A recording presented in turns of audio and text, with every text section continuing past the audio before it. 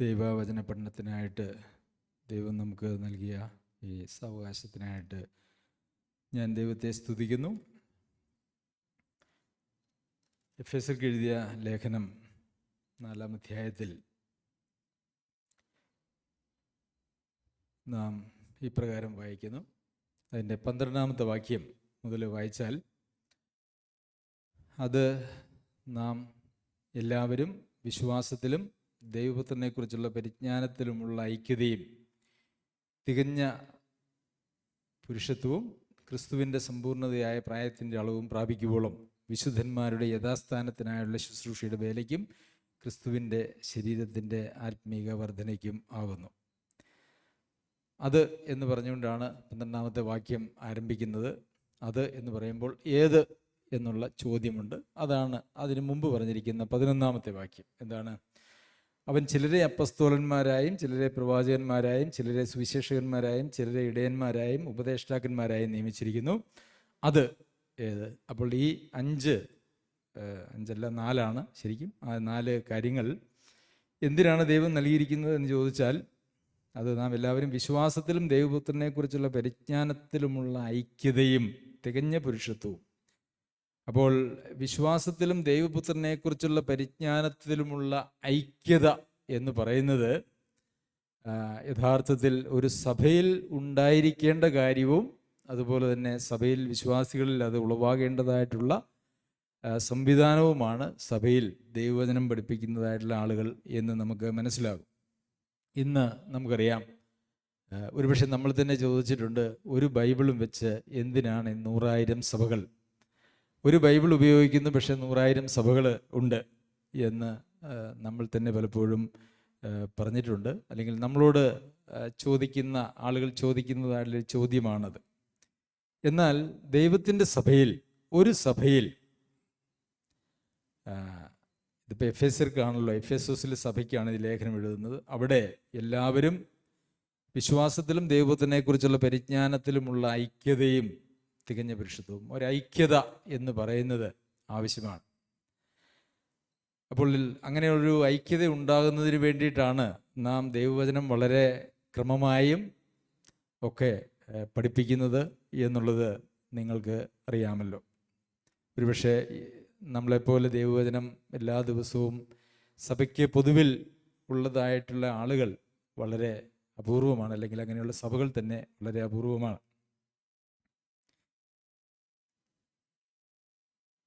അന്ത്യകാലത്തെക്കുറിച്ച് പറയുമ്പോൾ, അന്ത്യകാലം ഏതാണ്? അന്ത്യകാലം എന്ന് പറയുന്നത് പെന്തക്കോസ്ത് നാൾ മുതൽ കർത്താവിൻ്റെ വരവ് വരെയുള്ള കാലഘട്ടമാണ് അന്ത്യകാലം എന്ന് പറയുന്നത്. നമ്മളിപ്പോൾ അന്ത്യകാലത്തിൻ്റെ അന്ത്യ നിമിഷങ്ങളിലാണ്. അന്ത്യകാലത്തെക്കുറിച്ച് പറയുമ്പോൾ ധാരാളം തെറ്റായിട്ടുള്ള ഉപദേശങ്ങൾ നമ്മൾ ലേഖനങ്ങൾ വായിക്കുമ്പോൾ അറിയാം. ആ കാലഘട്ടത്ത് തന്നെ കള്ളപ്രവാചകന്മാരും കള്ള അപ്പസ്തോലന്മാരും ദുരുപദേഷ്ടാക്കന്മാരും കപടവേലക്കാരും അങ്ങനെ പേരുകളാൽ അറിയപ്പെടുന്ന ധാരാളം ആളുകൾ അന്ന് ഉണ്ടായിരുന്നു. അങ്ങനെയുള്ള ആളുകൾക്കെതിരെ വളരെയേറെ നല്ല മുന്നറിയിപ്പും അവിടെ കൊടുത്തിട്ടുണ്ട്. ബൈബിളിൽ നമുക്ക് കാണുവാനായിട്ട് കഴിയും. അപ്പോൾ ദൈവവചനം നാം പഠിക്കുന്നതിൻ്റെ ലക്ഷ്യമെന്ന് പറയുന്നത്, ഒരു സഭയിൽ ദൈവവചന പഠനത്തിൻ്റെ ലക്ഷ്യമെന്ന് പറയുന്നത്, അവർ ദൈവപുത്രനെക്കുറിച്ച് വിശ്വാസത്തിലും, നാം എല്ലാവരും വിശ്വാസത്തിലും ദൈവപുത്രനെക്കുറിച്ചുള്ള പരിജ്ഞാനത്തിലുമുള്ള ഐക്യത എന്നുള്ളതാണ്. ഒരു സഭയിൽ വ്യത്യസ്തമായിട്ടുള്ള വിശ്വാസങ്ങളോടുകൂടി മുമ്പോട്ട് പോയാൽ ഒരിക്കലും ഒരു സഭയ്ക്ക് നിലനിൽക്കുവാനായിട്ട് കഴിയുകയില്ല. അങ്ങനെ ഒരു സഭയ്ക്ക് മുമ്പോട്ട് പോകാനായിട്ട് കഴിയുകയില്ല. എപ്പോഴും അവർ ഏകഭാവം, ഏക മനസ്സ്, ഒരു ഹൃദയം, ഒരു വായ്, ഒരു വായിനാൽ മഹത്വീകരിക്കേണ്ടതിന് എന്നാണ് നമ്മൾ വായിക്കുന്നത്. അപ്പോൾ ഒരു സഭയിൽ എല്ലാവർക്കും ഒരൊറ്റ കാഴ്ചപ്പാടായിരിക്കണം ഉണ്ടായിരിക്കേണ്ടത്. നമ്മെ സംബന്ധിച്ചിടത്തോളം അങ്ങനെ ഒരു കാഴ്ചപ്പാടുണ്ടാകാനായിട്ട് യാതൊരു തടസ്സവുമില്ല. ഏതെങ്കിലും ഹെഡ് ഓഫീസിൽ നിന്ന് നമുക്കൊരു നിയമാവലി എഴുതി തന്നിട്ടില്ല, ഇന്നതൊക്കെ ആയിരിക്കണം നിങ്ങൾ വിശ്വസിക്കേണ്ടതെന്ന് ആരും നമുക്ക് ഒരിടത്തു നിന്നും എഴുതി തന്നിട്ടില്ല.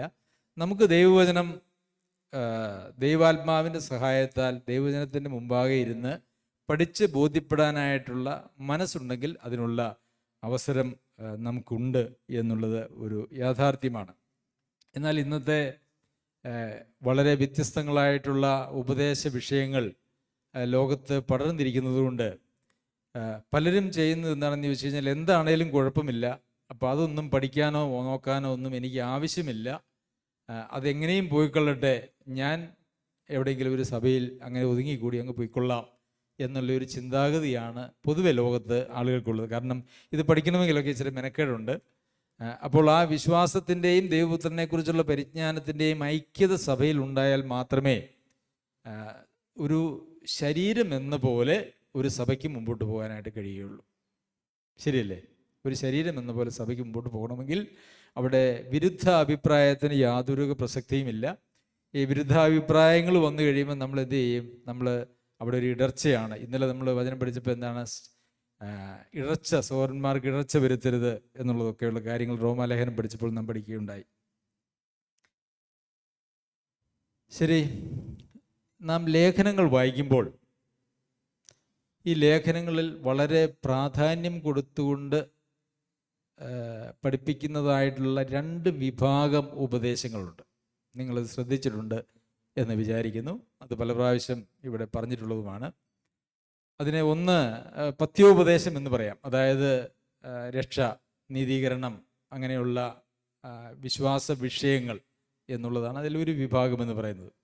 രണ്ടാമത്തെ വിഭാഗം എന്ന് പറയുന്നത് ധർമ്മോപദേശം എന്ന് വെച്ച് കഴിഞ്ഞാൽ, നിങ്ങൾ അങ്ങനെ ചെയ്യരുത്, ഇങ്ങനെ ചെയ്യണം, നിങ്ങൾ സ്നേഹിക്കണം, അതിഥി സൽക്കാരം ചെയ്യണം, പിന്നെ ക്ഷമിക്കണം, അല്ലേ, പിന്നെ പരോപകാരം ചെയ്യണം, സൗമ്യതയുള്ളവരായിരിക്കണം, അങ്ങനെയുള്ളതായിട്ടുള്ള ധർമ്മോപദേശങ്ങളുണ്ട്. നമ്മൾ ലേഖനങ്ങൾ എടുത്ത് നോക്കിയാൽ നമുക്ക് ആദ്യം കാണുന്നത് ഈ പഥ്യോപദേശമാണ്. റോമർക്ക് ലേഖനം എഴുതുമ്പോൾ ആദ്യത്തെ 11 അധ്യായങ്ങൾ എന്ന് പറയുന്നത് റോമർക്ക് എഴുതിയ ലേഖനത്തിൻ്റെ 4/3, അതായത് 3/4 ഭാഗം വരും. അപ്പോൾ 3/4 ഭാഗത്തോളവും പഥ്യ ഉപദേശവും 1/4 ഭാഗം മാത്രമേ ധർമ്മ ഉപദേശവുമുള്ളൂ. ഗലാത്യർക്ക് എഴുതിയ ലേഖനം എടുത്തു കഴിഞ്ഞാൽ 6 അധ്യായങ്ങളിൽ 5 അധ്യായവും പഥ്യ ഉപദേശവും 1 അധ്യായം മാത്രം ധർമ്മ ഉപദേശവുമാണ്. എഫേസ്യർക്ക് എഴുതിയ ലേഖനം എടുത്തു കഴിഞ്ഞാൽ 3 അധ്യായങ്ങൾ പഥ്യോപദേശവും 3 അധ്യായങ്ങൾ ധർമ്മ ഉപദേശങ്ങളുമാണ്. അതുപോലെ തന്നെ കൊലോസ്യർക്ക് എഴുതിയ ലേഖനവും, തുടർന്ന് അങ്ങോട്ട് പോയാൽ എബ്രായ ലേഖനത്തിൽ 13 അധ്യായത്തിൽ 12 അധ്യായവും പഥ്യോപദേശവുമാണ്. എന്നാൽ ഇന്ന് ലോകത്ത് സഭകളിൽ അനേകരും പല ചിന്താഗതികളുള്ള ആളുകളുണ്ട്. ചിലർ പറയുന്നത് ഈ പഥ്യോപദേശമൊന്നും ആവശ്യമില്ല, നമ്മൾ എങ്ങനെ ജീവിക്കണം എന്നുള്ളതങ്ങ് പഠിച്ച് അങ്ങനെ അങ്ങ് ജീവിച്ചാൽ മതി എന്ന് പറയുന്നതായുള്ള ആളുകളുണ്ട്. ഈ പഥ്യോപദേശമൊക്കെ ആവശ്യമില്ലാത്ത കാര്യങ്ങളാണ് എന്ന്. പക്ഷെ എന്നാൽ പഥ്യോപദേശത്തിലാണ് ലേഖനങ്ങളെല്ലാം ആരംഭിക്കുന്നതും ലേഖനങ്ങളുടെ ബഹുഭൂരിപക്ഷം ഭാഗവും പഥ്യോപദേശവുമാണ് എന്നുള്ളൊരു യാഥാർത്ഥ്യം നിൽക്കെ അത് നമുക്ക് അങ്ങനെ പഠിക്കേണ്ട ആവശ്യമില്ല എന്ന് പറയുന്നത് ഒരിക്കലും ആത്മാവിൽ നിന്ന് വരുന്നൊരു ആലോചനയല്ല. എന്നാൽ മറ്റു ചില ആളുകൾ പറയുന്നത് ഈ ധർമ്മോപദേശമൊന്നും വേണ്ട, ഈ പഥ്യോപദേശം പഠിച്ചു കഴിഞ്ഞ് കഴിയുമ്പം അതൊക്കെ തനിയെ അങ്ങ് വന്നുകൊള്ളും. അതിൽ ഒരല്പം കാര്യമുണ്ട്, എങ്കിലും ദൈവാത്മാവിന് അങ്ങനെയല്ല. ഇത് രണ്ടും വിശ്വാസികൾ വായിക്കുകയും കേൾക്കുകയും പഠിക്കുകയും ചെയ്യേണ്ടതാണ് എന്നുള്ളതാണ്. അപ്പോൾ ഇതിന് രണ്ടിനും തുല്യ പ്രാധാന്യമുണ്ട്. പക്ഷേ വിശ്വാസ ജീവിതത്തിൻ്റെ അടിസ്ഥാനം എന്ന് പറയുന്നത് പഥ്യോപദേശമാണ്. അവിടെയാണ് തുടക്കം. അപ്പോൾ ഈ പഥ്യോപദേശത്തിൽ നാം ശരിക്കും അടിസ്ഥാനപ്പെട്ടില്ലെങ്കിൽ പിന്നെ ഈ അനുസരണത്തിൻ്റെ മേഖലകളിലേക്ക് വരുമ്പോൾ നമുക്ക് അതൊരിക്കലും അനുസരിക്കാനായിട്ട് കഴിയുകയില്ല. അപ്പോൾ പിശാച് എന്താ ചെയ്തതെന്നറിയാമോ? ഈ പഥ്യോപദേശം അങ്ങ് തെറ്റിച്ച് കളഞ്ഞു. പഥ്യോപദേശം തെറ്റിക്കഴിഞ്ഞാൽ അങ്ങനെയുള്ള ആളുകൾക്ക് ആർക്കും അനുസരിച്ച്, ദൈവത്തെ അനുസരിച്ച് വേണ്ടുന്ന പോലെ പ്രായോഗിക ജീവിതത്തിൽ അനുസരിച്ച് ജീവിക്കാനായിട്ട് കഴിയുകയില്ല. കാരണം പഥ്യ ഉപദേശമാണ് ഒരു വ്യക്തിയുടെ വിശ്വാസത്തിൻ്റെയും നീതീകരണത്തിൻ്റെയും വിശുദ്ധീകരണത്തിൻ്റെയും ഒക്കെ അടിസ്ഥാനമായിട്ട് നിൽക്കുന്നത്. അപ്പോൾ പിശാചിന് സംഗതി വളരെ, നമുക്ക് ബുദ്ധിയില്ലെങ്കിലും പിശാചിനേറെ ബുദ്ധിയും ജ്ഞാനമുണ്ട് നമ്മളെക്കാൾ. അപ്പോൾ അതുകൊണ്ട് ഈ പഥ്യ ഉപദേശത്തിലാണ് യഥാർത്ഥത്തിൽ തെറ്റുവരുത്തിയിരിക്കുന്നത് എന്ന് നമുക്ക് കാണാനായിട്ട് കഴിയും. അപ്പോൾ ഈ പഥ്യോപദേശം വളരെ കൃത്യമായിട്ട് പഠിപ്പിക്കണം, അത് മനസ്സിലാക്കണം എന്നുള്ളതുകൊണ്ടാണ് നാം റോമാലേഖനം എത്രാമത്തെ തവണയാണ് നാം പഠിക്കുന്നത്? 2ാമത്തെ തവണയാണെന്ന് തോന്നുന്നു. പണ്ട് ജോസഫറും പഠിപ്പിച്ചിട്ടുണ്ട്, ഇപ്പോൾ വീണ്ടും നമ്മളത് പഠിച്ചുകൊണ്ടിരിക്കുകയാണ്. റോമർക്ക് എഴുതിയ ലേഖനത്തിലെ പത്യോപദേശത്തിൻ്റെ ചില അധ്യായങ്ങളും ചില വേദഭാഗങ്ങളും ഒക്കെ വളരെ തെറ്റായിട്ട് പഠിപ്പിക്കുന്ന സഭകൾ ഉണ്ട്. നാം ആ വേദഭാഗങ്ങളൊക്കെ പ്രത്യേകമായി എടുത്ത് അതിൻ്റെ പശ്ചാത്തലങ്ങളോട് കൂടി വളരെ കൃത്യമായിട്ട് ബാക്കിയുള്ള എല്ലാ ദൈവവചന ഭാഗങ്ങളുമായിട്ട് യോജിക്കുന്ന വിധത്തിൽ നാം പഠിപ്പിച്ചിട്ടുണ്ട്. പ്രിയമുള്ളവരെ, നമ്മുടെയും വിശ്വാസ ജീവിതം, നമ്മുടെ പ്രായോഗിക ക്രിസ്തീയ ജീവിതം അത് ശരിയായിട്ട് മുമ്പോട്ട് പോകണമെങ്കിൽ, അല്ലെങ്കിൽ കർത്താവിനോടൊപ്പം നമുക്ക് ജീവിക്കാൻ സാധിക്കണമെങ്കിൽ അതിനടിസ്ഥാനപരമായിരിക്കുന്ന ഈ പത്യോപദേശത്തിൽ നാം വളരെ അടിസ്ഥാനപ്പെട്ടവരായിരിക്കണം, കൃത്യതയുള്ളവരായിരിക്കണം. അത് തന്നെയാണ് ഇവിടെ പൗലോസ് അപ്പോസ്തലൻ പറയുന്നത്, വിശ്വാസത്തിൻ്റെയും ദൈവപുത്രനെക്കുറിച്ചുള്ള പരിജ്ഞാനത്തിൻ്റെയും ഐക്യത. ഒരു സഭയിൽ ആ ഒരു ഐക്യം ഏറ്റവും പ്രാധാന്യമുള്ള ഒരു കാര്യമാണ്. ഞാൻ പറഞ്ഞല്ലോ, നമുക്കങ്ങനെ പുറത്തു നിന്നുള്ളതായിട്ടുള്ള ചങ്ങലകളൊന്നുമില്ല. ദൈവവചനം എന്ത് പറയുന്നുവോ അത് വിശ്വസിക്കാനും അതനുസരിക്കാനുമുള്ള സ്വാതന്ത്ര്യം നമുക്കുണ്ട്.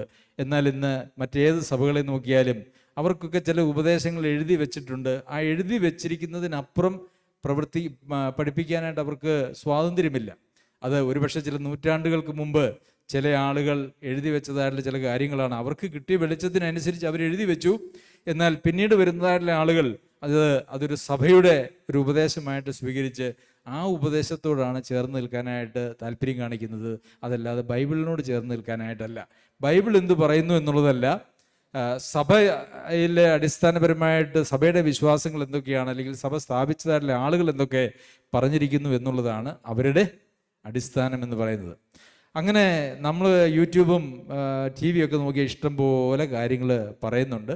അപ്പോൾ ഇതെല്ലാം കൂടി മിക്കവാറും ഒരു ബഹുഭൂരിപക്ഷം വിശ്വാസികളുടെയും ഹൃദയത്തിൽ ശരിയായിട്ടുള്ള ഒരു പത്യോപദേശം പതിഞ്ഞിട്ടില്ല എന്നുള്ളതാണ് യാഥാർത്ഥ്യം. പക്ഷേ അതില്ലെങ്കിൽ ക്രിസ്തീയ ജീവിതം അസാധ്യമാണ്. അപ്പോൾ ഇന്ന് ലോകത്തിൽ നിലനിൽക്കുന്നതായിട്ടുള്ള പൗരോഹിത്യ സഭകളായിരിക്കുന്ന സഭകളേക്ക് ഒന്ന് മാറ്റിവെച്ചാൽ, വിശ്വാസത്താലുള്ള രക്ഷയും നീതീകരണവും പഠിപ്പിക്കുന്നതായിട്ടുള്ള സഭകളെ എടുത്തു വെച്ചാൽ അവിടെയും വളരെയേറെ വ്യത്യസ്തങ്ങളായിട്ടുള്ള ഉപദേശങ്ങളുണ്ട്.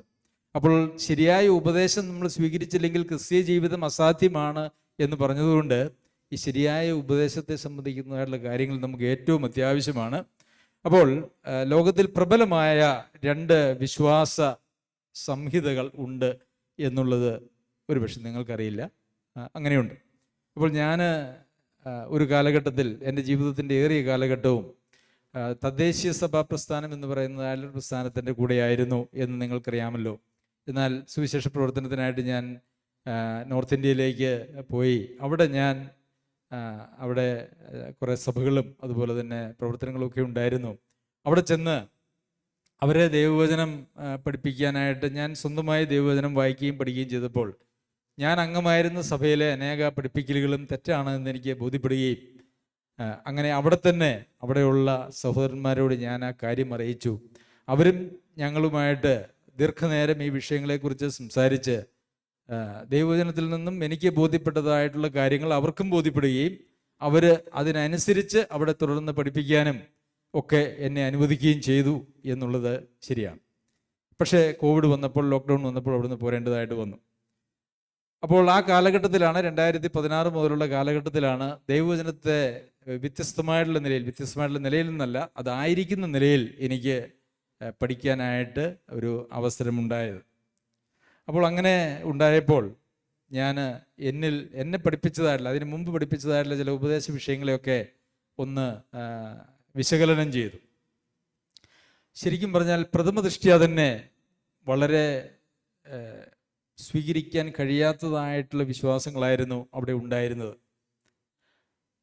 അത് ഞാൻ വിചാരിക്കുന്നു, ഈ അങ്ങോട്ടും ഇങ്ങോട്ടുമൊക്കെ ഒത്തിരി പഠിച്ചും പഠിപ്പിച്ചുമൊക്കെ തെറ്റായിട്ടുള്ള ഒത്തിരി കാഴ്ചപ്പാടുകൾ ആളുകൾക്കുള്ളതുകൊണ്ട് നിങ്ങൾക്കും ഒരുപക്ഷെ അതിനെക്കുറിച്ച് സംശയങ്ങൾ ഉണ്ടാവാനായിട്ടുള്ള സാധ്യത ഉള്ളതുകൊണ്ട് അവരുടെ, അതായത് ഞാൻ അംഗമായിരുന്ന സഭയുടെയും അതുപോലെ തന്നെ ഏകദേശം ഒരു 25% വരുന്നതായിട്ടുള്ള സുവിശേഷ വിഹിത സഭകളുടെയും ഒരു വിശ്വാസത്തെക്കുറിച്ച് എനിക്ക് പറയുവാനായിട്ട് ആഗ്രഹമുണ്ട്.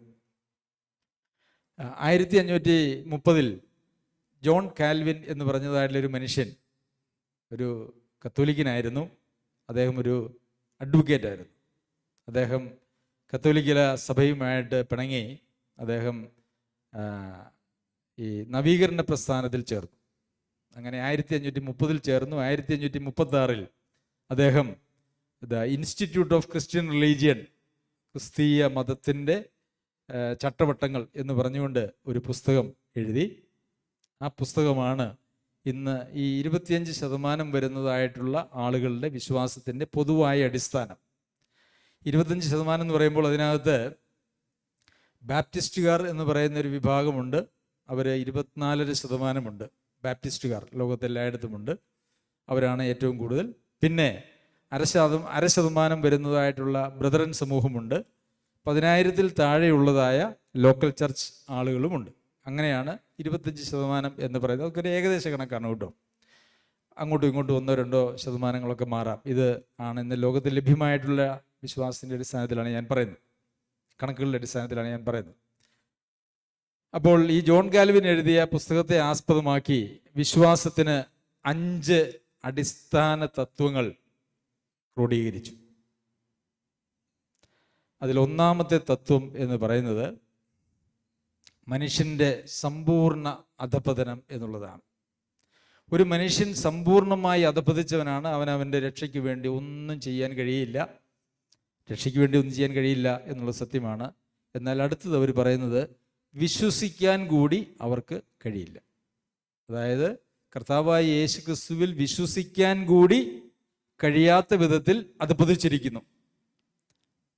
അപ്പോൾ മനുഷ്യൻ അങ്ങനെ അധപതിച്ചവനാണ്. അങ്ങനെ ഒരാൾക്ക് വിശ്വസിക്കണമെങ്കിൽ ആ വിശ്വാസം ദൈവം അവനിൽ വെച്ചു കൊടുക്കണം. അപ്പോൾ വിശ്വസിക്കുക എന്ന് പറയുന്നത് ആരുടെ ഉത്തരവാദിത്വമാണ്? ദൈവത്തിൻ്റെ ഉത്തരവാദിത്വം, അല്ലേ? ദൈവത്തിൻ്റെ ഉത്തരവാദിത്വമാണ്. അതാണ് അവരുടെ ആദ്യത്തെ പ്രമാണം എന്ന് പറയുന്നത്. അതിന് ഇംഗ്ലീഷിൽ ടോട്ടൽ ഡിപ്രാവിറ്റി, സമ്പൂർണ്ണ അധപതനം എന്നാണ് ഇതിന് പറയുന്നത്. ബൈബിളിൽ അങ്ങനെ ആളുകൾക്ക് വിശ്വസിക്കാൻ പോലും കഴിയില്ല എന്നുള്ള ഒരു സൂചന എവിടെയെങ്കിലും ഉണ്ടോ? എബ്രായർക്ക് എഴുതിയ ലേഖനം 11-ാം അധ്യായം എടുത്ത് വായിച്ചാൽ അവിടെ പഴയ നിയമത്തിലൊക്കെ വിശ്വസിച്ചവരുടെ ഒരു പട്ടിക തന്നെ നമുക്ക് കാണാനായിട്ട് കഴിയും. പുതിയ നിയമത്തിൽ നമ്മൾ സുവിശേഷം പറയുമ്പോൾ നമ്മൾ എങ്ങനെയാണ് പറയണേ? എങ്ങനെയാണ് നമ്മൾ പറയുന്നത്? കർത്താവായ യേശു ക്രിസ്തുവിൽ വിശ്വസിക്കുക, എന്നാൽ നീ നിന്റെ കുടുംബവും രക്ഷ പ്രാപിക്കും, അല്ലേ? വിശ്വസിച്ച് മാനസാന്തരപ്പെട്ട് വിശ്വസിച്ചാൽ നീ രക്ഷിക്കും. ഇങ്ങനെയല്ലേ നമ്മൾ പ്രസംഗിക്കുന്നത്? അങ്ങനെ വിശ്വസിക്കാൻ പോലും കഴിയാത്തതായിട്ടുള്ള ആളുകളുടെ അടുക്കൽ ചെന്ന് നമ്മൾ പ്രസംഗിച്ചാൽ വല്ലതും പറ്റുമോ? ഒന്നും പറ്റിയില്ല. അപ്പോൾ അങ്ങനെയാണ് അതിൻ്റെ ഒന്നാമത്തെ പ്രമാണം. ഇതിൻ്റെ രണ്ടാമത്തെ പ്രമാണം എന്ന് പറയുന്നത് അൺകണ്ടീഷണൽ ഇലക്ഷൻ. ഒരു വ്യവസ്ഥകളുമില്ലാതെ ദൈവം ഒരു തെരഞ്ഞെടുപ്പ് നടത്തിയിട്ടുണ്ട് ലോകസ്ഥാപനത്തിന് മുമ്പേ. അതായത് ഈ ലോകമൊക്കെ സ്ഥാപിക്കുന്നതിന് മുമ്പ് തന്നെ ദൈവം ഒരു തെരഞ്ഞെടുപ്പ് നടത്തി. എന്താണെന്നറിയാമോ? കുറച്ച് ആളുകൾ സ്വർഗത്തിലേക്ക് പൊക്കോട്ടെ, കുറച്ച് ആളുകൾ നരകത്തിലേക്ക് പൊക്കോട്ടെ. അങ്ങനെ ഒരു തെരഞ്ഞെടുപ്പ് ദൈവം അങ്ങ് നടത്തിയെന്നാണ് അവർ വിശ്വസിക്കുന്നത്. ലോകസ്ഥാപനത്തിന് മുമ്പ് അവർക്ക് വാക്യമുണ്ട് കേട്ടോ. ലോകസ്ഥാപനത്തിന് മുമ്പ് തന്നെ നിങ്ങളെ ക്രിസ്തുവിൽ തിരഞ്ഞെടുത്തു. ആ വാക്യമാണ് അവന് അതിനാധികാരികമായിട്ട് എടുക്കുന്നത്. തിരഞ്ഞെടുപ്പിന് മുമ്പ് മുന്നറിഞ്ഞവരെ വിളിച്ചു. അപ്പം മുന്നറിവ് എന്ന് പറയുന്നതായിട്ടൊരു കാര്യമുണ്ട് എന്നുള്ളത് അവർ അംഗീകരിക്കുന്നില്ല. അല്ലെ, അംഗീകരിക്കുന്നുണ്ടെങ്കിൽ പോലും അത് അവർ എടുക്കുകയില്ല. അപ്പോൾ ഒരു മനുഷ്യൻ ജനിക്കുന്നതിന് കോടാനുകോടാനി, അല്ലെ, ആദിയിൽ എന്ന് പറയുമ്പോൾ എത്ര വർഷം മുമ്പേ ആണത്? ആദിയിൽ എന്ന് പറയുമ്പം ലോകസ്ഥാപനത്തിന് മുമ്പേ എന്ന് പറയുമ്പോൾ നമുക്ക് എന്തെങ്കിലും നിശ്ചയിക്കാൻ പറ്റുമോ? ഇല്ല. അതായത് കോടാനി വർഷങ്ങൾക്ക് മുമ്പ് ദൈവം കുറേ ആളുകളെ രക്ഷിക്കാൻ അങ്ങ് തീരുമാനിച്ചു, കുറേ ആളുകളെ നരകത്തിലേക്ക് വിടാൻ തീരുമാനിച്ചു. അതിന് യാതൊരു മാനദണ്ഡങ്ങളും ഇല്ല. അതാണ് അതിൻ്റെ തമാശ. മനുഷ്യൻ്റെ ഒരു പ്രവൃത്തികളും കാരണമല്ല, ഒരു മാനദണ്ഡങ്ങളുമില്ല. ദൈവം കുറച്ച് പേരെ അങ്ങനെ രക്ഷിക്കാനും കുറച്ച് പേരെ ശിക്ഷിക്കാനും തീരുമാനിച്ചു. അതാണ് അവരുടെ രണ്ടാമത്തെ പ്രമാണം. മൂന്നാമത്തെ പ്രമാണം എന്ന് പറയുന്നത് അങ്ങനെ ദൈവം രക്ഷിക്കാൻ തീരുമാനിച്ചതായിട്ടുള്ള ഒരു വിഭാഗത്തിന് വേണ്ടി മാത്രമേ കാൽവരിയിലെ ക്രൂശിൽ മരിച്ചിട്ടുള്ളൂ. എങ്ങനെയുണ്ട്?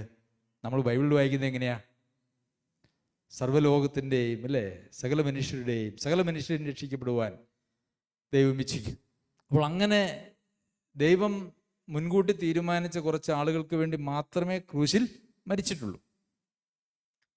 പിന്നെ അങ്ങനെ ദൈവം ആരൊക്കെയോ ലോകസ്ഥാപനത്തിന് മുമ്പ് തന്നെ തീരുമാനിച്ചിട്ടുണ്ടോ, ആ ആളുകൾ ഇനി ഇപ്പം രക്ഷിക്കപ്പെടാനായിട്ട് കൂട്ടാക്കുന്നില്ല എന്ന് വിചാരിച്ചോളൂ. ഇവർക്കാർക്കും തടുക്കാൻ പറ്റാത്തതായ ഒരു വലിയ ദൈവകൃപ അവരിലേക്ക് ദൈവം അയക്കും, രക്ഷിക്കപ്പെടുത്തും. കേൾക്കുമ്പോൾ വളരെ പരിഹാസ്യമായിട്ട് തോന്നുന്നുണ്ടല്ലേ? ഇതൊക്കെയാണ് ലോകത്തിൽ ഈ ക്രിസ്ത്യാനികൾ എന്ന് പറയുന്ന ആളുകൾ ഇങ്ങനെയൊക്കെ ചെയ്യുന്ന ഒരു ദൈവം എന്ത് ദൈവമാണ്? അങ്ങനെ ഒരു ദൈവത്തെ നിങ്ങൾ ബൈബിൾ വായിച്ചപ്പോൾ നിങ്ങൾ ആരെങ്കിലും കണ്ടിട്ടുണ്ടോ? എവിടെയെങ്കിലും നിങ്ങൾക്ക് ശ്രദ്ധിച്ചിട്ടുണ്ടോ? അങ്ങനെ ഒരു ദൈവത്തെ നമുക്ക് കാണാനായിട്ട് കഴിയില്ല. അങ്ങനെ ഒരു ദൈവമല്ല. അപ്പോൾ കർത്താവ് പറഞ്ഞത് എന്താ? എന്നെ ആരെങ്കിലും പിൻഗമിക്കാൻ ഇച്ഛിച്ചാൽ, താല്പര്യമുണ്ടെങ്കിൽ, നല്ല മനസ്സുണ്ടെങ്കിൽ തന്നെ തന്നെ ത്യജിക്കണം, നാൾതോറും ക്രൂശ് എടുക്കണം, എൻ്റെ പിന്നാലെ പോരട്ടെ. കർത്താവിൻ്റെ പിന്നാലെ ആൾക്കൂട്ടം കൂടിയപ്പോഴൊക്കെ കർത്താവ് എന്താ ചെയ്തേ? ശക്തമായ വചനം പ്രസംഗിച്ചു. ഇത് കഠിനവാക്ക്. എല്ലാവരും ഓരോന്നായിട്ട് പോവുക ചെയ്തത്. ശിഷ്യന്മാരോടും കർത്താവ് പറഞ്ഞു, നിങ്ങൾക്കും വേണമെങ്കിൽ പോയിക്കോ. കർത്താവ് ഒരാളെയും നിർബന്ധിച്ച് ബലമായി കർത്താവിൻ്റെ അടുക്കലേക്ക് വരാനായിട്ട് ആവശ്യപ്പെടുന്നില്ല. കാരണം നമ്മെ തന്നെ ത്യജിക്കേണ്ടതായിട്ട് നമ്മെ തന്നെ ത്യജിക്കേണ്ടതായിട്ടുള്ള ഒരു വലിയ ഉത്തരവാദിത്വം ഉണ്ട് എന്നുള്ളതാണ് ശരി. അപ്പോൾ അതുകൊണ്ട് അത് നിർബന്ധിച്ച് ചെയ്യാൻ പറ്റുന്നതായിട്ടുള്ളൊരു കാര്യമല്ല, അല്ലേ? നമ്മളെ നിർബന്ധിപ്പിച്ച് നമ്മളെ തന്നെ ത്യജിപ്പിച്ച് ദൈവം കൊണ്ടുപോവുകയല്ല ചെയ്യുന്നത്. അങ്ങനെ ഒരു പരിപാടി ദൈവത്തിനില്ല. അപ്പോൾ അങ്ങനെ 4-ാമത്തെ വിഷയം അതാണ്. അതിനുശേഷം 5-ാമത്തെ വിഷയം പറയുന്നത്, അങ്ങനെ ഒരാൾ രക്ഷിക്കപ്പെട്ട് കഴിഞ്ഞാൽ പിന്നെ അവരുടെ രക്ഷ എന്ന് പറയുന്നത് ഒരു തകരാറുമില്ല. അവരെങ്ങനെ ജീവിച്ചാലും ഒന്നും ഒരു പ്രശ്നവുമില്ല. അപ്പോൾ ഇതാണ് ഇന്നത്തെ ഈ പറഞ്ഞ 25% വരുന്ന ഒരു 3-4 സഭാ വിഭാഗങ്ങളുടെ പഠിപ്പീര് എന്ന് പറയുന്നത്. ഇത് ഇവർക്കൊക്കെ വാക്യങ്ങളൊക്കെ അവിടെ ഇവിടെയൊക്കെ ഉണ്ടല്ലോ. ജനിക്കുന്നതിന് മുമ്പ് തന്നെ, അല്ലേ? യാക്കോബും ഏശാവും അവർ ജനിക്കുന്നതിന് മുമ്പ് തന്നെ അവരുടെ നന്മ ശരിയോ തെറ്റോ അവരുടെ ഗുണങ്ങളോ ദോഷങ്ങളോ ഒന്നും നോക്കാതെ ദൈവം യാക്കോബിനെ തിരഞ്ഞെടുത്തു, ഏശാവിനെ തള്ളിക്കളഞ്ഞു, അല്ലേ? അപ്പം അതുകൊണ്ട് അതാണ് ദൈവം തിരഞ്ഞെടുപ്പിന് ആധാരമായിട്ട് അവർ പറയുന്നത്. പക്ഷേ ആ അധ്യായം വായിച്ചു വരുമ്പം അവിടെ റോമയിലെ സഭയിലെ വിശ്വാസികളായിട്ടുള്ള ആളുകളെക്കുറിച്ച് പറഞ്ഞു. അവിടെ യഹൂദ പാരമ്പര്യത്തിൽ നിന്നുള്ളവരും ജാതീയ പാരമ്പര്യത്തിൽ നിന്നുള്ളവരുണ്ടായിരുന്നു. അവിടെ ഈ ജാതീയ പാരമ്പര്യത്തിലുള്ളവരെ ദൈവം സ്വീകരിക്കുന്നില്ല എന്നുള്ളതായിട്ടുള്ള ചില തർക്കങ്ങളൊക്കെ വന്നപ്പോൾ ദൈവം ചരിത്രം എടുത്തിട്ട് ദൈവം അബ്രഹാമിനെ തിരഞ്ഞെടുത്തു, ഇസ്ഹാക്കിനെ തിരഞ്ഞെടുത്തു, യാക്കോബിനെ തിരഞ്ഞെടുത്തു. അങ്ങനെ യാക്കോബിലൂടെ ഒരു സന്തതിയെ ദൈവം തിരഞ്ഞെടുത്തു. അങ്ങനെ നിങ്ങളെയും ദൈവം തിരഞ്ഞെടുത്തതാണ്, അതുപോലെ ജാതികളെയും തിരഞ്ഞെടുത്തു. നിങ്ങൾക്ക് എന്താ പ്രശ്നം എന്നാണ് ഇവിടുത്തെ ചോദ്യം. നിങ്ങളെങ്ങനെ ദൈവത്തിൻ്റെ ഒരു തിരഞ്ഞെടുപ്പിൻ പ്രകാരമാണ് നിങ്ങൾ വന്നത്, അത് നിങ്ങളുടെ ആരുടെയും യോഗ്യതകളല്ല. അതുപോലെ തന്നെ ദൈവത്തിൻ്റെ ഒരു തിരഞ്ഞെടുപ്പിൻ പ്രകാരം ജാതികളെയും ഇന്ന് സഭയിലേക്ക് തിരഞ്ഞെടുത്തു. അതിൽ നിങ്ങൾക്ക് ഒരു രീതിയിലും ആക്ഷേപം വേണ്ട എന്നാണ് അവിടെ പറഞ്ഞിരിക്കുന്നത്. റോമാലേഖനം പഠിച്ചപ്പോൾ നമ്മളത് വളരെ കൃത്യമായിട്ട് പഠിച്ചതാണ് അത് വീണ്ടും അതിനെക്കുറിച്ച് ഉറപ്പ് വരുത്തണമെങ്കിൽ അത് നമ്മളുടെ യൂട്യൂബ് ചാനലിലുണ്ട്. അത് നിങ്ങൾ കേൾക്കണം എന്ന് ഞാൻ വിചാരിക്കുന്നു. അപ്പോൾ ചില വാക്യങ്ങളൊക്കെ എടുത്ത് കോട്ടി അതിന് പുതിയൊരർത്ഥം കൊടുത്തിട്ടാണ് ഇങ്ങനെയുള്ള ഉപദേശങ്ങളൊക്കെ സ്ഥാപിച്ചിരിക്കുന്നത്. അപ്പോൾ പ്രിയമുള്ളവരെ, ഇത് ഒരു ഉപദേശ സംഹിതയാണ്. അപ്പം നമ്മൾ ഇതൊക്കെ തെറ്റാണ്, ദൈവവചനത്തിൻ്റെ പ്രമാണങ്ങൾക്ക് വിരുദ്ധമാണ് എന്ന് മനസ്സിലാക്കിയപ്പോൾ ഞാൻ ഒരു ബൈബിൾ കോളേജിൽ, ഓൺലൈനായിട്ടൊരു ബൈബിൾ കോളേജിൽ ചേർന്ന് ഇവർ പഠിപ്പിക്കുന്ന ഇതേ ഉപദേശം ഞാനും ഒന്ന് പഠിച്ചു. അങ്ങനെ ദൈവശാസ്ത്രത്തിൽ ഒരു ഡിഗ്രിയും ഞാൻ സമ്പാദിച്ചു. അപ്പോൾ ഞാൻ ഇത് പഠിക്കുമ്പോൾ അത് ശരിയാണോ എന്നുള്ളത് മനസ്സിലാക്കുക എന്നുള്ളതായിരുന്നല്ലോ. ഞാൻ തെറ്റാണെന്ന് ഞാൻ മനസ്സിലാക്കിയ അതേ വിശ്വാസത്തിൽ പോകുന്നതായിട്ടുള്ള ആളുകളുടെ ദൈവശാസ്ത്രത്തിൽ ബിരുദമെടുത്തപ്പോൾ എനിക്ക് നല്ല ഉറപ്പായി അതെല്ലാം തെറ്റാണ്. സാധാരണ ഇതിൽ പഠിച്ചു കഴിഞ്ഞാൽ അത് ശരിയാണെന്നാണ് തോന്നുന്നത്, അല്ലേ? അത് തെറ്റാണെന്നുള്ളത് ബോധ്യമായി. എന്നാൽ പ്രിയമുള്ളവരെ, നാം ഈ വിശ്വാസത്തിൻ്റെ ഐക്യത എന്ന് പറയുന്നത് വളരെ ആവശ്യമായിട്ടുള്ള ഒരു കാര്യമാണ്. ഈ രക്ഷയുടെ ഭദ്രത എന്ന് പറയുന്നതായിട്ടുള്ളൊരു കാര്യം യഥാർത്ഥത്തിൽ ഇന്ന് ലോകത്തിൽ വളരെ ഡിബേറ്റ് നടക്കുന്നതായിട്ടുള്ള ഒരു വിഷയമാണ്. അങ്ങോട്ടും ഇങ്ങോട്ടും ഒക്കെ ആളുകൾ അതിനെക്കുറിച്ച് തർക്കിച്ചു. ആരും എങ്ങും എത്താതെ ഈ ഡിബേറ്റുകൾ ഒക്കെ അങ്ങനെ അങ്ങ് പോവുകയാണ്. കാരണം ഇതിനെ അടിസ്ഥാനമാക്കിയിരിക്കുന്ന വേദഭാഗങ്ങളും കാഴ്ചപ്പാടുകളും ഒക്കെ തെറ്റാണ്. ഈ കാൽവിനിസ്റ്റുകൾ രക്ഷയുടെ ഭദ്രതയ്ക്ക് വേണ്ടി അവർ പറയുന്നതായിട്ടുള്ള ന്യായങ്ങളും മറ്റ് 75% വരുന്നതായിട്ടുള്ള മറ്റ് പെൻറ്റക്കോസ്റ്റൽ വിഭാഗങ്ങൾ അതിന് പറയുന്നതായിട്ടുള്ള ന്യായങ്ങളും രണ്ടിലും അപാകതകളുണ്ട് എന്നുള്ളത് കൊണ്ട് അത് ഒരിക്കലും കൂട്ടിമുട്ടുന്നില്ല, അത് തെറ്റിപ്പോകുന്നു എന്നുള്ളതാണ് ഒരു യാഥാർത്ഥ്യം. എന്നാൽ യഥാർത്ഥത്തിൽ ഈ ഒരു വലിയ പ്രശ്നമുണ്ടായത് ബൈബിൾ കോളേജുകളാണ്, സെമിനാരികളാണ്. 10ാം ക്ലാസ് കഴിഞ്ഞാൽ അല്ലെങ്കിൽ പ്രീ ഡിഗ്രി കഴിഞ്ഞാൽ സുവിശേഷ പ്രവർത്തനത്തിന് പോകാൻ താല്പര്യമുള്ള ആളുകളെ ഒരു സെമിനാരിയിലേക്ക് അയക്കും. സെമിനാരിയിൽ പഠിച്ചു വന്നതായിട്ടുള്ള ആളുകളൊക്കെ പറയുന്നത് സെമിനാരികളിൽ ഭൂരിപക്ഷവും നിരീശ്വരവാദികളാണെന്നാണ്, അല്ലെങ്കിൽ കുറേ ആളുകളൊക്കെ നിരീശ്വരവാദികളാണ്. അവരതൊരു തൊഴിൽ പോലെ ചെയ്യുന്ന ഒരു കാര്യമാണ്. അപ്പോൾ നിരീശ്വരവാദികൾ ഉൾപ്പെടെയുള്ള ആളുകൾ ബൈബിളിനെ എടുത്ത് ഒരു പ്രസ്ഥാനത്തിൻ്റെ അടിസ്ഥാന ഉപദേശങ്ങൾ കനുസൃതമായി പഠിപ്പിച്ച് പരീക്ഷയിട്ട് മാർക്ക് കിട്ടുന്ന ആളുകളെ അവർക്കൊരു ഡിഗ്രിയും കൊടുത്ത് അവരിങ്ങോട്ട് വിടുന്നു. അങ്ങനെ വരുന്ന ആളുകൾ അവിടെ അവർ പഠിച്ചോ, ആ സെമിനാരിയിൽ അല്ലെങ്കിൽ ബൈബിൾ കോളേജിൽ എന്ത് പഠിച്ചോ അതും പിന്നെ അവരുടേതായിട്ടുള്ള ചില കൂട്ടലുകളും കുറയ്ക്കലുകളും ഒക്കെ ആയിട്ട് അവരങ്ങനെ പഠിപ്പിച്ചു പോകുന്നു എന്നുള്ളതല്ലാതെ വിശ്വാസത്തിൻ്റെയും ദൈവപുത്രനെ കുറിച്ചുള്ള പരിജ്ഞാനത്തിൻ്റെയും ഐക്യത എന്ന് പറയുന്നത് ഇന്ന് ഒരു സഭകളിലുമില്ല, ഒരു സഭകളിലുമില്ല. സഭ എന്ന് പറയുന്നത് പോലും ഒരു യാഥാർത്ഥ്യമല്ല ഇന്ന് ഈ ക്രിസ്തീയ കൂട്ടായ്മകളിൽ. കാരണം ഒരു സഭയാണെങ്കിൽ അവിടെ ഐക്യത വേണം, ഒരു മനസ്സ്, ഒരു ഹൃദയം, ഒരു വായ്, അല്ലേ? അതുണ്ടെങ്കിൽ മാത്രമേ അതൊരു സഭയാകുന്നുള്ളൂ. എനിക്ക് എൻ്റെ വിശ്വാസം, നിനക്ക് നിൻ്റെ വിശ്വാസം, ഞാൻ എൻ്റെ വഴി, നീ നിങ്ങളുടെ വഴി, നമ്മൾ ആരും അന്യോന്യം ആരുടെയും കാര്യത്തിൽ ഒന്നും ഇടപെടുന്നില്ല എന്ന് പറഞ്ഞാൽ നമ്മളെല്ലാവരും എങ്ങനെയാണ് പോകുന്നത്? ഓരോരുത്തരും അവനവന് ബോധിച്ചതുപോലെ. അത് ആരുടെ കാലഘട്ടത്തിലായിരുന്നു? ഓരോരുത്തരും അവനവന് ബോധിച്ചതുപോലെ നടന്നു എന്ന് 7 പ്രാവശ്യം ഒരു പുസ്തകത്തിൽ പറഞ്ഞിട്ടുണ്ട്. അത് ആരുടെ പുസ്തകത്തിലാ? ഉറക്കെ പറ. ന്യായാധിപന്മാരുടെ പുസ്തകത്തിൽ. ന്യായാധിപന്മാരുടെ പുസ്തകത്തിൽ അന്ന് ഇസ്രായേലിൽ രാജാവില്ലായിരുന്നു. അവർ ഓരോരുത്തരും അവനവന് ബോധിച്ചതുപോലെ നടന്നു എന്ന് 7 പ്രാവശ്യം ആ പുസ്തകത്തിൽ പറഞ്ഞിട്ടുണ്ട്. എന്ന് പറഞ്ഞതുപോലെ ഇന്ന് എല്ലാ സഭകളിലും ആർക്കും അതിനകത്ത് ഇപ്പം ഞാൻ ഈ പറഞ്ഞതായിട്ടുള്ള ഈ 5 അടിസ്ഥാന ഉപദേശങ്ങൾ ആ സഭയിലെ 98% ആളുകൾക്കും അറിയില്ല.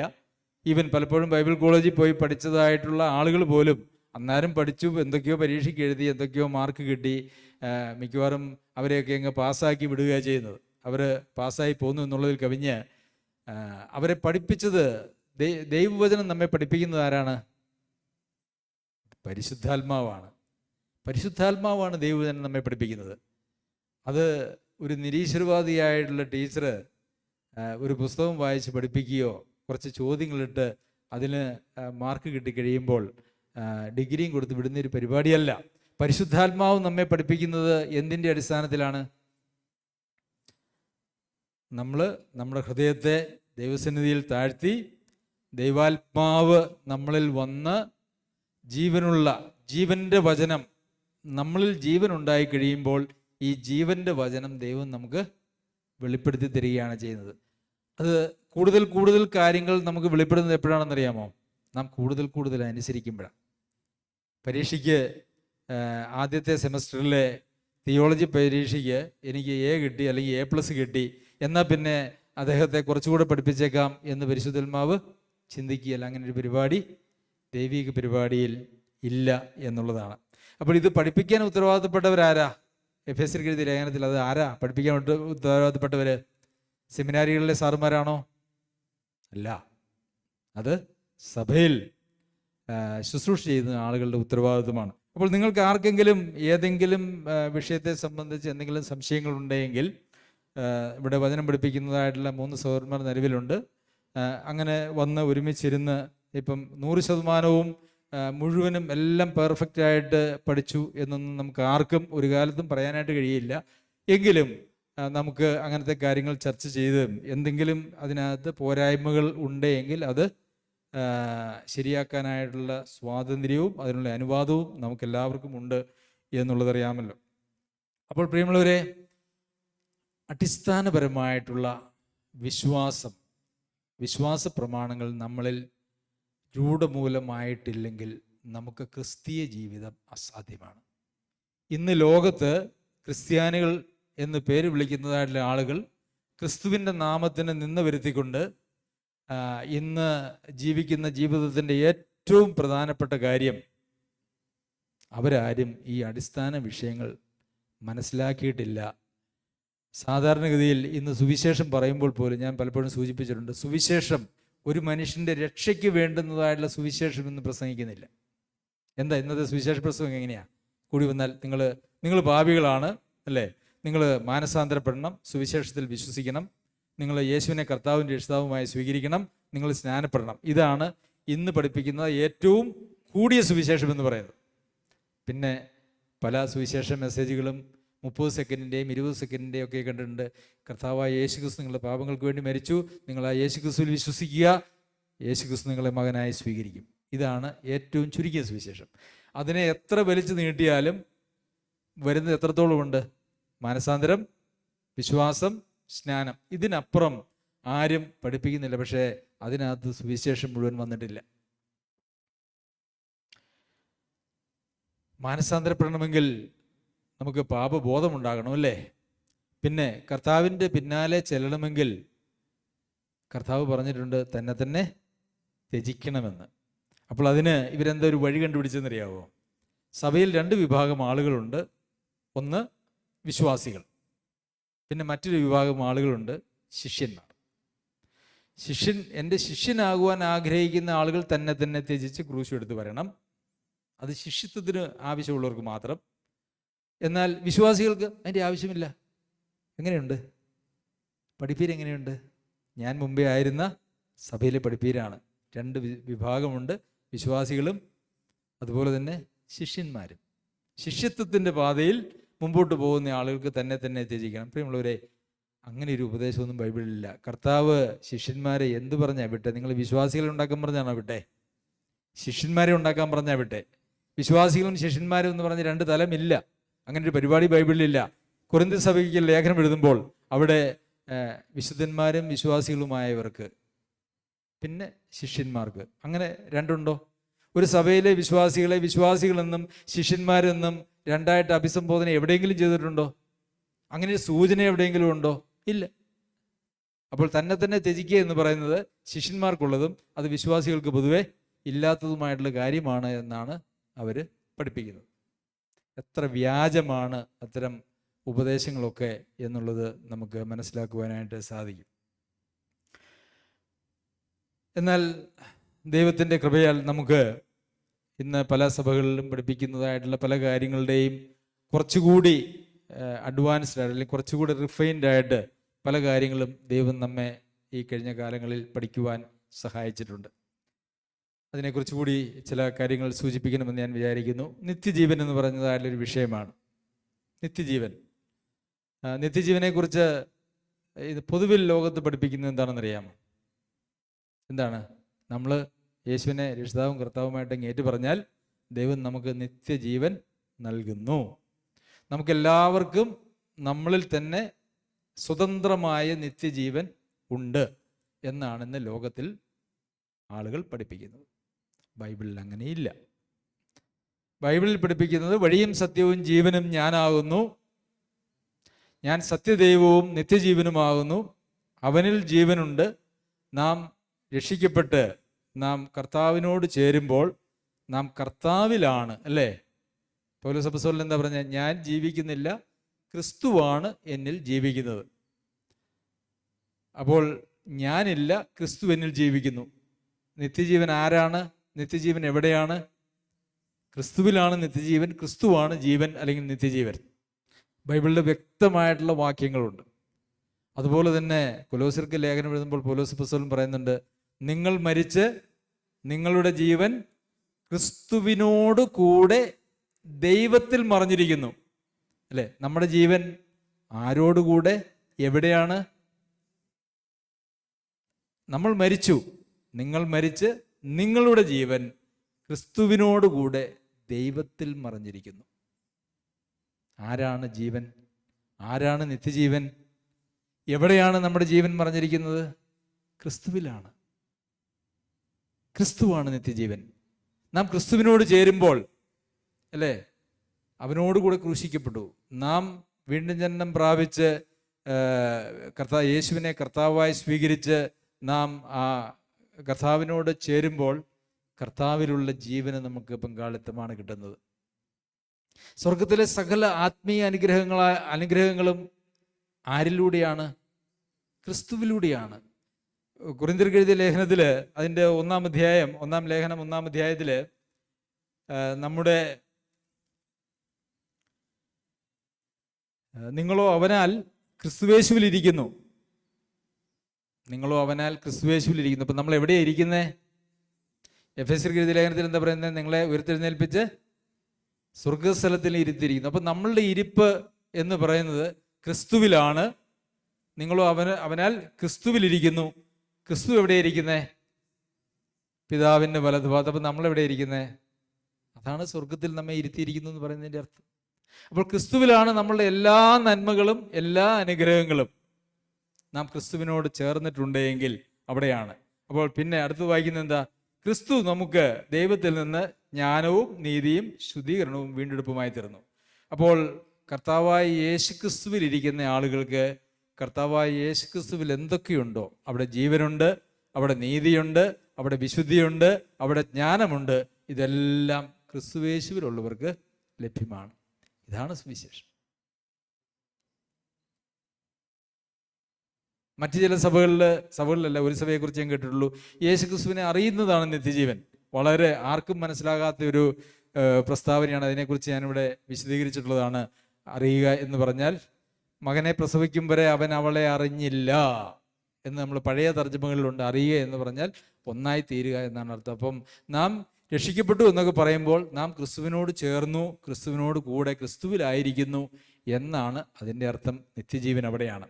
ഈ രക്ഷയുടെ ഭദ്രത ഒരിക്കൽ ഏറ്റുപറഞ്ഞ് യേശുവിനെ കർത്താവായിട്ട് ഏറ്റു പറഞ്ഞു കഴിഞ്ഞാൽ പിന്നെ നിത്യജീവൻ അങ്ങ് കിട്ടി. നിത്യജീവൻ എന്ന് പറഞ്ഞാൽ അത് നശിച്ചു പോവുകയില്ലല്ലോ. ഇവരുടെ അത് രക്ഷഭദ്രമാണെന്ന് പറഞ്ഞ് പഠിപ്പിക്കുന്ന ആളുകളുടെ ഏറ്റവും വലിയ വാദഗതിയാണ്. നിത്യജീവൻ എത്ര കാലത്തേക്കുള്ളതാ? നിത്യതയിലുള്ളതാ. അപ്പോൾ നമുക്ക് നിത്യജീവൻ കിട്ടിയെന്ന് പറഞ്ഞു കഴിഞ്ഞാൽ പിന്നെ നിത്യജീവൻ ഇടയ്ക്ക് പോകാൻ പറ്റുമോ? പറ്റില്ല, അല്ലേ? നിത്യജീവൻ ഇടയ്ക്ക് പോകാനായിട്ട് പറ്റില്ല. പക്ഷെ നിത്യജീവൻ എന്താണെന്ന് മനസ്സിലാക്കാതെ ജീവിക്കുന്ന ഒരു പറ്റം ആളുകളാണ് നമുക്ക് കാണുവാനായിട്ട് കഴിയുന്നത്. നാം വിശ്വാസത്തിൽ ഒരാൾ യേശുക്രിസ്തുവിനെ രക്ഷിതാവും കർത്താവും മാനസാന്തരപ്പെട്ട് വിശ്വസിച്ച് യേശുവിനെ കർത്താവായി സ്വീകരിച്ച് കർത്താവിലായിക്കഴിഞ്ഞാൽ അങ്ങനെയുള്ള ആളുകൾ കർത്താവിൽ തന്നെ നിലനിൽക്കണം. എഫെസ്യർക്ക് എഴുതിയ ലേഖനത്തിൽ നമ്മൾ വായിക്കുന്നത് വിശ്വാസത്താൽ യേശുക്രിസ്തു വിശ്വാസത്താൽ നിങ്ങളിൽ വസിക്കേണ്ടതിന് വരം നൽകേണ്ടതിന്, അല്ലേ? വിശ്വാസത്താൽ നിങ്ങളിൽ വസിക്കേണ്ടതിന്. അപ്പോൾ നാം കർത്താവായ യേശുക്രിസ്തുവിലുള്ള നമ്മളുടെ വിശ്വാസത്താലാണ് ക്രിസ്തു നമ്മളിൽ വസിക്കുന്നത്. അപ്പോൾ നമ്മളിൽ ആ വിശ്വാസം നിലനിൽക്കുന്നിടത്തോളം കാലം കർത്താവായ യേശുക്രിസ്തു നമ്മിലുണ്ട്. നാം വിശ്വാസത്തിൽ നിലനിൽക്കുന്നിടത്തോളം കാലം. അപ്പോൾ വിശ്വാസം എന്ന് പറയുന്നത് ഏറെ തെറ്റിദ്ധരിക്കപ്പെട്ടിട്ടുള്ളൊരു വാക്കാണ് വിശ്വാസം. പലപ്പോഴും ഒരു 95% ആളുകളും വിശ്വസിക്കുന്നു എന്ന് പറയുന്നത് അവരുടെ അറിവിനെക്കുറിച്ചാണ്. അറിയാം. ഈ അറിവും വിശ്വാസവുമായിട്ട് ഭയങ്കര വ്യത്യാസമുണ്ട്. അറിവും വിശ്വാസവുമായിട്ട് ഭയങ്കര വ്യത്യാസമുണ്ട്.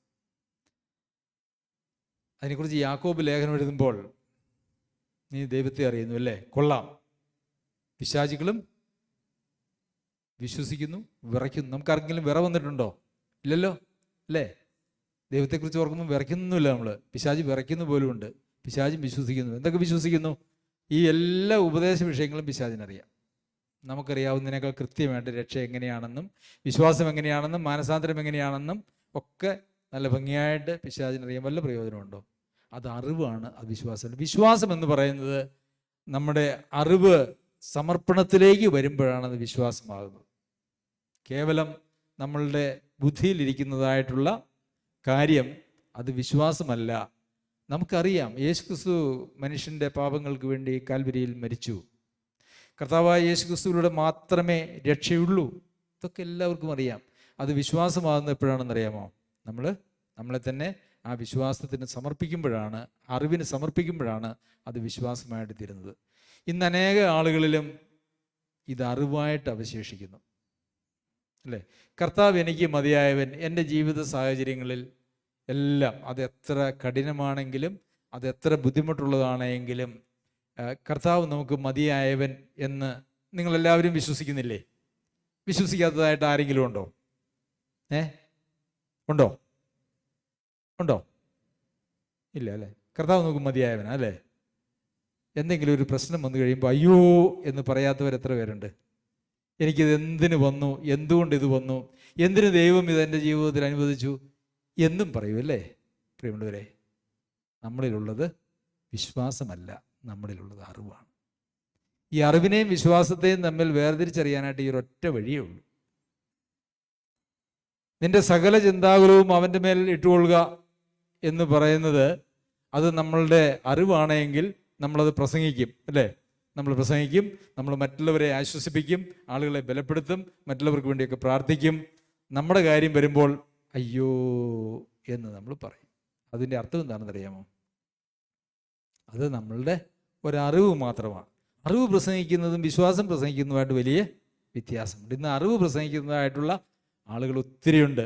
നമ്മൾക്കെല്ലാവർക്കും പറ്റുന്നതായിട്ടുള്ള ഒരു കാര്യമാണ് നമ്മുടെ അറിവ് പ്രസംഗിക്കുക എന്ന് പറയുന്നത്. പക്ഷേ വിശ്വാസം പ്രസംഗിക്കുക എന്ന് പറയുന്നത്, വിശ്വാസം എന്ന് പറയുന്നത് ജീവിതമാണ്, അത് അറിവല്ല. നമ്മുടെ അറിവ്, നമ്മുടെ ബോധ്യങ്ങൾ എന്നൊക്കെ പറയുന്നത് ജീവിക്കേണ്ട ആവശ്യമൊന്നുമില്ല അല്ലേ? മനുഷ്യന് ചന്ദ്രനിൽ പോകാം എന്ന് നമുക്കറിയാമല്ലോ അല്ലേ? ചന്ദ്രനിൽ പോയാലേ അറിവുണ്ടാകാൻ പാടുള്ളൂ? ഇല്ലല്ലോ. ചന്ദ്രനിൽ പോയ ആളുകൾ പോയി വന്നു എന്ന് പറയുമ്പോൾ നമ്മളത് അറിയുന്നു, നമുക്കതൊരു ഇൻഫോർമേഷനാണ്. അതിന് ജീവിക്കേണ്ട ആവശ്യമൊന്നുമില്ല. എന്നാൽ ക്രിസ്തീയ മാർഗത്തിൽ നമ്മളുടെ അറിവ് നമ്മളുടെ ജീവിതമായിട്ട് രൂപാന്തരപ്പെടുന്നു. വിശ്വാസം, എൻ്റെ നീതിമാൻ വിശ്വാസത്താൽ ജീവിക്കും എന്നാണ് നാം വചനത്തിൽ വായിക്കുന്നത്.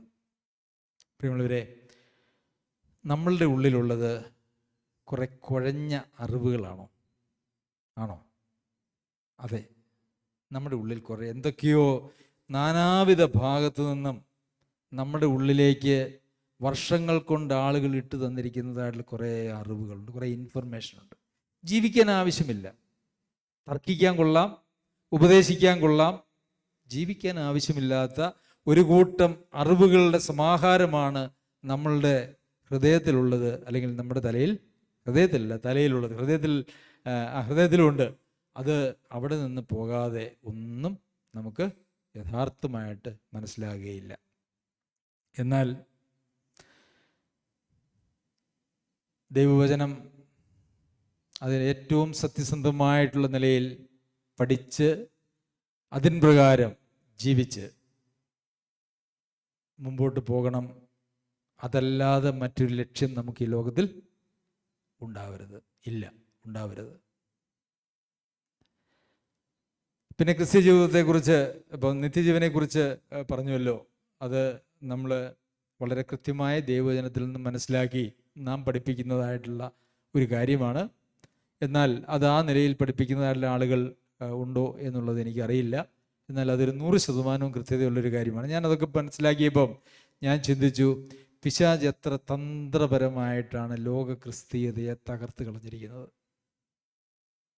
ക്രിസ്തീയ മാർഗത്തെ തകർത്ത് കളഞ്ഞു. ക്രിസ്തീയ മാർഗത്തെ തകർക്കാനായിട്ട് പിശാച് ഉപയോഗിച്ചതായിട്ടുള്ള ഏറ്റവും വലിയ കാര്യമാണ് ബൈബിൾ കോളേജുകളും സെമിനാരികളും. ഞാൻ സുവിശേഷ പ്രവർത്തനത്തിന് പോകണം എന്ന് പറഞ്ഞപ്പോൾ ചിലരൊക്കെ, പ്രത്യേകിച്ച് അങ്ങനെ സെമിനാരികളിലൊക്കെ പോയി പഠിച്ച ആളുകൾ എന്നോട് പറഞ്ഞു, സുജോ പോയി എന്തായാലും ഒരു 4 വർഷം ബൈബിൾ കോളേജിൽ പോയി പഠിച്ചിട്ട് വരണം. ഈ കഴിഞ്ഞ ഒരു 6 മാസത്തിനിടയ്ക്ക് അതേ വ്യക്തി എന്നോട് പറഞ്ഞു, അമേരിക്കയിലും ഉണ്ട് ബൈബിൾ കോളേജ്, അവിടെയെങ്കിലും ഒന്ന് പോകണം. ഇനി അവിടെ പോകാൻ പറ്റുന്നില്ല എങ്കിൽ ബാംഗ്ലൂരുണ്ട്, അവിടെ പോയി ഒന്ന് പഠിക്കണം എന്ന് പറഞ്ഞു. പ്രിയമുള്ളവരെ, ദൈവാത്മാവ് ഹൃദയത്തിലുണ്ടെങ്കിൽ, ജീവിതത്തിൽ അനുസരിക്കാനുള്ള താഴ്മയും ദൈവമേ സംസാരിക്കണമെന്നുള്ള മനോഭാവവും ഉണ്ടെങ്കിൽ, ദൈവാത്മാവ് ഉപദേശിച്ചു തരുന്ന ജീവൻ്റെ വചനമാണ് നമ്മുടെ കയ്യിലുള്ളത്. അത് ഒരു സെമിനാരിയിലെ നിരീശ്വരവാദിയായ ഒരു ടീച്ചർ പഠിപ്പിച്ചു തരേണ്ട ഒരു കാര്യമല്ല.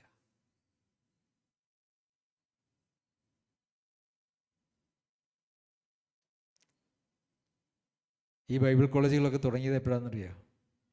നവീകരണ കാലഘട്ടത്തിന് ശേഷം സഭ ഒരു സ്ഥാപനമായി മാറിയതിന് ശേഷമാണ് ഇതൊക്കെ തുടങ്ങിയത്. കൊരിന്തിൽ എത്ര ബൈബിൾ കോളേജ് ഉണ്ടായിരുന്നു? എഫെസോസിൽ ബൈബിൾ കോളേജ് ഉണ്ടായിരുന്നോ? റോമ എന്ന് പറയുന്നത് ആ കാലഘട്ടത്തിലെ ലോകത്തിൻ്റെ കേന്ദ്രമായിരുന്നൊരു സ്ഥലമാണ്. അവിടെ ബൈബിൾ കോളേജ് ഉണ്ടായിരുന്നോ? ഇല്ലായിരുന്നു. സഭയാണ് യഥാർത്ഥത്തിൽ ദൈവവചനം പഠിക്കാനായിട്ടുള്ള സ്ഥലം എന്ന് പറയുന്നത്. അവിടെ ശുശ്രൂഷ ചെയ്യുന്ന ആളുകളാണ് ദൈവവചനം പഠിപ്പിക്കുന്നത്. അവർ പഠിപ്പിക്കുന്നത് ഒരു ബൈബിൾ കോളേജിൽ പഠിപ്പിച്ച നോട്ട് എടുത്ത് വെച്ചിട്ടല്ല. ദൈവവചനത്തിൻ്റെ നിർമ്മലതയിൽ, ദൈവവചനത്തിൻ്റെ അടിസ്ഥാനത്തിൽ ഒക്കെ കൊണ്ട് ദൈവാത്മാവ് വെളിപ്പെടുത്തുന്നതായുള്ള യാഥാർത്ഥ്യങ്ങൾ. ജീവൻ്റെ വചനം, ജീവൻ്റെ ആത്മാവിൻ്റെ പ്രമാണം. ജീവൻ്റെ ആത്മാവിൻ്റെ പ്രമാണം മരിച്ചവരിൽ നിന്ന് കിട്ടില്ല. അത് ജീവനുള്ള ദൈവാത്മാവിനാൽ മാത്രമേ നമുക്ക് ലഭിക്കുകയുള്ളൂ. പ്രിയമുള്ളവരെ, ദൈവം നമ്മെ സഹായിക്കട്ടെ. തെറ്റായിട്ടുള്ള ഏതെങ്കിലും ഒരു ഇന്നത്തെ കാലഘട്ടത്തിൽ ആളുകളുടെ ചിന്താഗതി എവിടെയെങ്കിലും ഞായറാഴ്ച ഒന്ന് പോകണം, എവിടെയാണേലും കുഴപ്പമില്ല, പോയി അവിടുത്തെ ചടങ്ങുകളിലൊക്കെ ഒന്ന് പങ്കെടുത്ത് അതിൽ തൃപ്തി അടഞ്ഞു പോകുന്ന അതൊന്നും ഒരു വഴിയല്ല, അതൊന്നും ക്രിസ്തീയതയല്ല. ഇതൊക്കെ പറയുമ്പോൾ ഞാൻ ചിന്തിച്ചു പോകുന്നത് കർത്താവ് പറഞ്ഞ വാക്കാണ്, മനുഷ്യപുത്രൻ വരുമ്പോൾ ഭൂമിയിൽ വിശ്വാസം കണ്ടെത്തുമോ. ഒത്തിരി അറിവുള്ള ആളുകളെ, പ്രമാണികളെ, പ്രാസംഗികരെ, തത്വജ്ഞാനികളെ, ക്രിസ്തീയ മേഖലകളിലും തത്വജ്ഞാനികളെയൊക്കെ ദൈവത്തിന് കണ്ടെടുക്കാനായിട്ട് കഴിയും. പക്ഷേ കർത്താവ് പറഞ്ഞിരിക്കുന്ന ലളിതമായിട്ടുള്ള കാര്യങ്ങളിൽ നീ ഒന്നിനെക്കുറിച്ചും വിചാരപ്പെടേണ്ട, ഞാൻ നിന്നോട് കൂടെയുണ്ട്. നീ തീയിലാണെങ്കിൽ ഞാൻ നിന്നോട് കൂടെയുണ്ട്, നീ വെള്ളത്തിലാണെങ്കിൽ ഞാൻ നിന്നോട് കൂടെയുണ്ട്, നീ പട്ടിണിയിലാണെങ്കിൽ ഞാൻ നിന്നോട് കൂടെയുണ്ട് എന്ന് പറഞ്ഞിരിക്കുന്ന കർത്താവിൽ ആശ്രയിച്ച് ആ കർത്താവിൽ വസിക്കാൻ കഴിയുന്നതാണ് വിശ്വാസം എന്ന് പറയുന്നത്. അങ്ങനെ ജീവിക്കുന്നതാണ് വിശ്വാസ ജീവിതം എന്ന് പറയുന്നത്. അത് കാണാനുണ്ടാവില്ല കർത്താവ് വരുമ്പോൾ. പ്രിയമുള്ളവരെ, നമുക്ക് ആ കർത്താവിൽ വസിക്കണ്ടേ? ആ കർത്താവിൽ വസിക്കുന്നവർക്ക് മാത്രമേ കർത്താവിൻ്റെ നീതി കിട്ടുള്ളൂ. അങ്ങനെയല്ലേ? ദൈവത്തിൻ്റെ നീതി. പൗലോസപ്പോസ്തലനൊരു നീതി ഉണ്ടായിരുന്നു, ന്യായപ്രമാണത്തിലൊരു നീതി പറഞ്ഞിട്ടുണ്ട്, അതൊന്നും എനിക്ക് വേണ്ട. പൗലോസപ്പോസ്തലൻ പറഞ്ഞത് എന്താ? വിശ്വാസത്താൽ, ക്രിസ്തുയേശുവിൽ വിശ്വാസത്താൽ നൽകുന്ന, ദൈവം നൽകുന്ന നീതി തന്നെ എനിക്ക് ലഭിക്കേണ്ടതിന്. കർത്താവായ യേശു ക്രിസ്തുവിൽ വസിക്കുന്ന, വിശ്വാസത്താൽ വസിക്കുന്ന ആൾക്ക് മാത്രമാണ് ക്രിസ്തുവിൻ്റെ നീതി ബാധകമായിരിക്കുന്നത്.